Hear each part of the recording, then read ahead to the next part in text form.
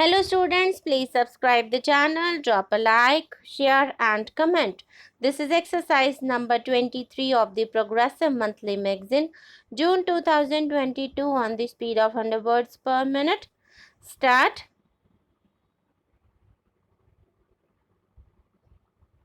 I would request the organizers of this conference to keep constantly in view the need of linking up our art heritage with the spread of education. The National Museum can play an important part in educating the masses and the scholars alike. Such a museum should be an imperishable record house for our ancient history and civilization. It will tell us the story of our life and culture in the past. We cannot think of a greater source of national pride. We have been thinking of establishing a national museum for some time.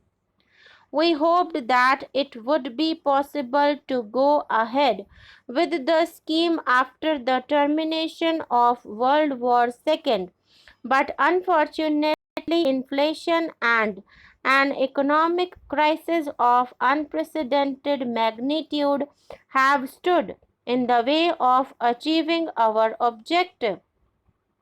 Even in these conditions, we have been allotting some money for the purchase of exhibits for the proposed National Museum from year to year, and we hope to make a further provision for it in the coming budget. During the past 200 years, Indian art objects have found their way to foreign countries in very large number, and we are distressed not that owing to the poverty and ignorance of the people, important art objects and records have gone out of India.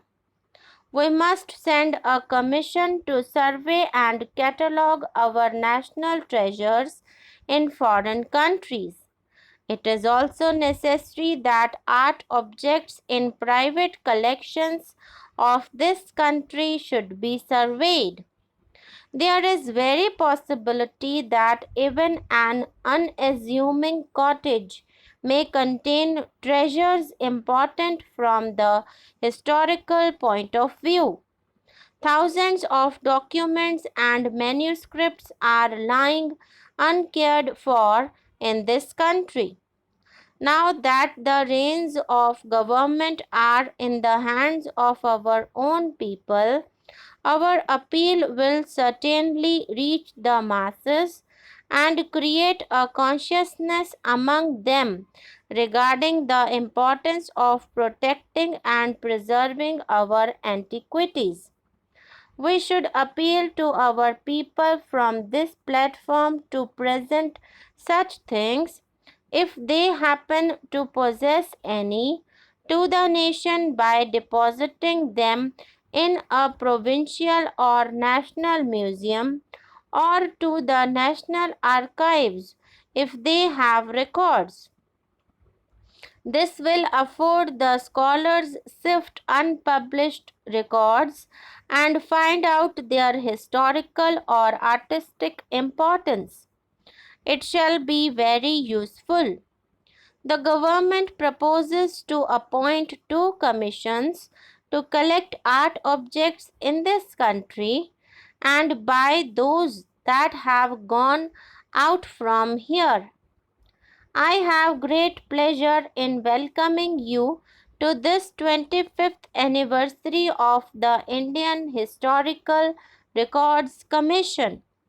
During these 25 years, the Commission has done valuable work of which you will find a brief record in the of historians who preserve our past through their devoted and disinterested work.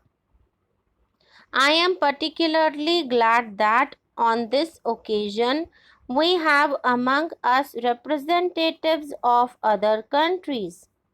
The aim of history is to find out the truth about the past. This is a common human quest, and the presence of members of different nations testimony that such tasks can be carried out only through the cooperative effort of men and women, regardless of race, religion, or nationality. 25 years is not a long period judged by the standard of history, and yet the Indian Historical Records Commission has done valuable work in creating a new spirit of research and inquiry among our historians. Members of the Commission have contributed much to our knowledge of Indian past. They have also created a spirit of enthusiasm abroad, and we have had in consequence many valuable studies by foreign scholars on various aspects of Indian history. The field, however, is vast, and in spite of all out efforts, we have been able to accomplish only fraction of our task.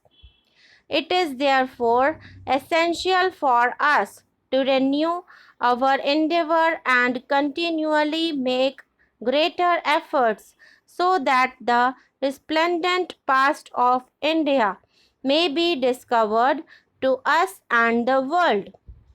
The Historical Records Commission has till now surveyed the problems of history in a general way. Individual authors have contributed important studies in subjects of their choice. Valuable as such work has been, I feel that it would perhaps be of even greater service to the cause of historical research if we frame a program of work to fill up the gaps in our knowledge of the history of India. No one can deny that many problems are yet outstanding and demand further inquiry and investigation.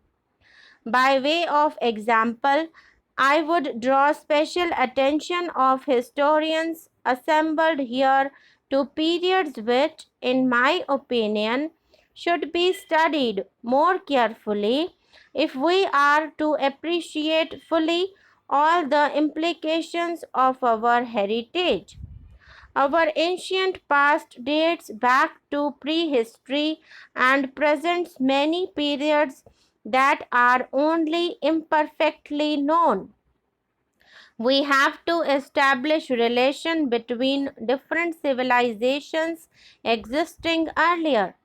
This is a task which is a challenge to the historians of the country, but I am sure they shall be able to complete the task.